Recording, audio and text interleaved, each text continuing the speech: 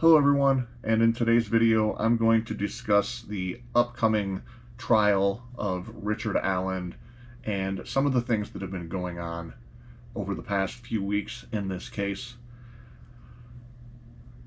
Prosecuting attorney Nicholas McClelland, welcome to the big leagues. This is not some tiny murder case. This is not some small meat and potatoes case. This is the big time, and this isn't a case that you can mess up. If you go to Mr. McClelland's LinkedIn page, he has listed on his page that he's been an attorney for 13 years and 7 months, beginning in May of 2009. His education, Juris Doctor of Law, University of Toledo, and he's got a Bachelor of Science in Business Commerce. Not exactly a mind-blowing resume for someone who's about to try one of the biggest murder trials that this state of Indiana and possibly the country has even seen. So forgive me if I'm concerned a little bit, because as we've seen in the past with the O.J. Simpson case, and if the glove doesn't fit, you must acquit, and the Casey Anthony case down in Florida with Kaylee Anthony, where she was acquitted, all because there was reasonable doubt raised at the trial. And reasonable doubt is a very, very, very easy thing to bring up sometimes in cases. So whatever the case, I do find some confidence in the fact that Nick McClelland says, quote, "We believe we have a strong case." Also recently, during a podcast interview, Indiana State Police Superintendent Doug Carter stated very clearly that he doesn't think that the release of the probable cause affidavit will jeopardize the case. And I really tend to trust Doug Carter's judgment. I see a lot of people bashing him, saying this, that, the other thing about him throughout this entire case. Well, whether you all like it or not, you better get in the corner of Nick McClelland and Doug Carter, because if this case is going to be prosecuted successfully, they're going to be the reasons why. Now, one of the things I also want to point out is everybody says, oh, well, you know, and the defense attorneys for Richard Allen said it wasn't an overwhelming affidavit, we weren't impressed by anything in it. Well, prosecutors are allowed to make a very generalized outline of their case without having to reveal all of their discovery initially. So I'm confident that the state of Indiana does have something very, very concrete linking Allen to this crime potentially. Otherwise, I don't think there's any way that a judge would have approved the murder charges, let alone increase the bail from $20 million to no bail. And as Doug Carter has repeatedly stated, he said once there's an arrest in this case, even in the past, he's quoted as saying, that's when the real work begins. And with that in mind, I want to play this little bit of video here. It's from the Captain Howdy's page. He has an excellent page that I'm going to link everybody to. But I think this statement here by Doug Carter speaks for itself. Especially a complex criminal case.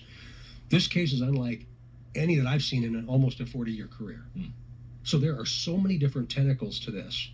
It's very complex. There are so many different tentacles to this. It's very complex. So again, you've got the family standing by Richard Allen. You've got Richard Allen and his attorney, of course, saying, oh, you've got the wrong guy. And Prosecutor McClelland, he only gets one chance at this if he believes Richard Allen is the guy. That's why we have double jeopardy in this country. You can't retry somebody again. So again, let's hope that what they have is solid. The other thing that I find interesting is right before all this went down,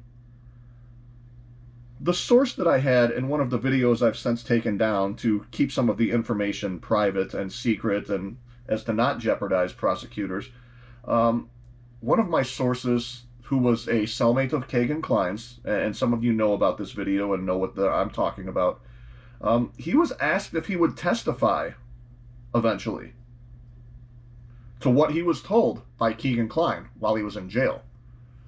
So every bit of evidence I have here points to the fact that Kline, at the bare minimum, we know he created the Anthony Shots account, but it also seems that while he was in jail, he's been running his mouth that himself and his dad possibly knew more about this case.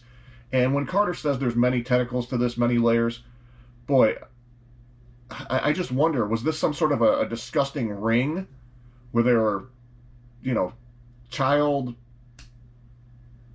abductors? I just can't even imagine what's going to come out in the evidence in trial. The bottom line is this. In the end, either the evidence brought forth by the state is going to be solid and it's going to be there, or it's not. I continue to trust law enforcement for the most part, but the court of public opinion shouldn't be the focus of prosecutors. In the affidavit they filed, in the probable cause affidavit, and the request for the gag order, they spend a lot of time, like I said, kind of stating that the mainstream media is putting inaccurate information out there, this, that, the other thing. And again, I didn't find that very comforting at all. In fact, I was kind of put off by it because I really don't see that. I really don't. The other thing we have here is this. Superintendent Carter is asked specifically several days ago on a podcast about Keegan Kline, and here's what he had to say.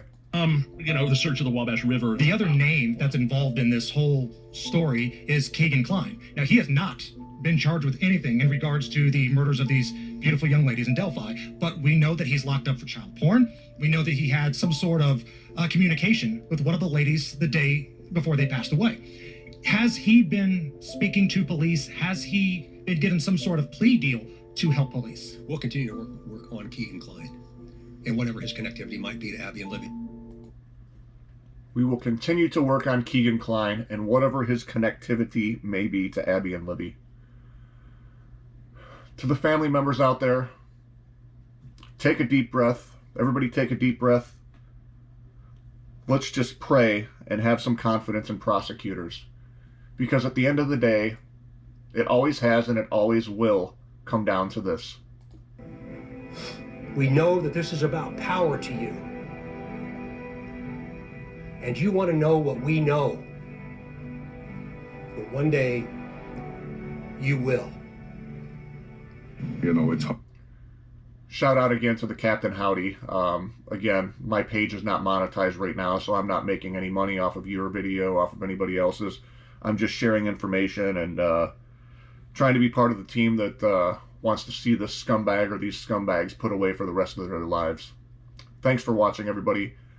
That day is coming soon when all of this evidence comes out and we know more. It's not going to be much longer. Have a great day, everybody.